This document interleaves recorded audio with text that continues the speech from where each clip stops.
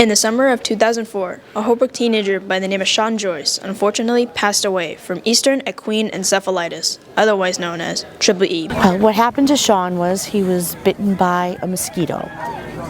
And unfortunately, there's nothing that can be done to save someone that contracts Eastern equine encephalitis. In order to keep his memory alive, his family started the Sean Joyce Foundation. We started the foundation because so many people were concerned about what happened, because getting bit by a mosquito can happen to anybody.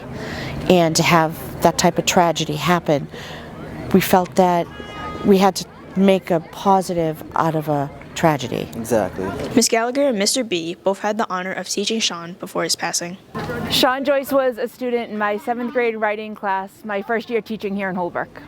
He was a good student. He always wanted to please the teacher and do well, and tried really hard. Sean is remembered as a fun-loving, energetic teenager that was loved by all. He was awesome. He was a great brother. We were always competitive. We would play sports, every type of sport, never mind actual sports together, but we'd be in the side yard either playing football, then bouncing back to soccer, golf.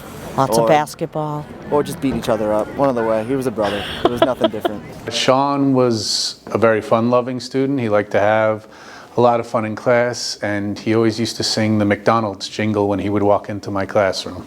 Since the establishing of the foundation, Ms. Gallagher has been a key contributor to the planning of the races you know today. Having this run has been an important event to keep Shawnee's Foundation alive in Holbrook. It's kept his memory and his spirit alive. It's been great.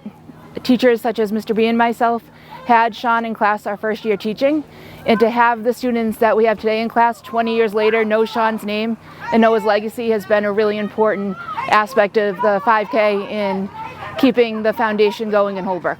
If you have that competitive edge like my brother and I had, you can do the 5K and really see all these friends that you haven't really seen in a while, or just friends you always see and you really want to beat. It's a fun little time with that, but bringing everyone else that just wants to be a part of the donations, the charity, really bringing us all together. You can easily do the 1 mile walk where you see smiling faces and people just enjoying themselves the whole time. It can't beat either way.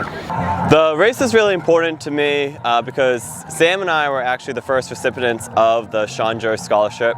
So it just feels really good to pay it back. We got the scholarship at a time when we've just really needed it in terms, college is so expensive, our families needed the help.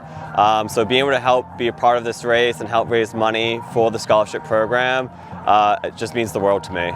With that being said, Shawnee's memory will continue to live on in the hearts of Holbrook, whether that's through Shawnee Snack Shack or the run itself.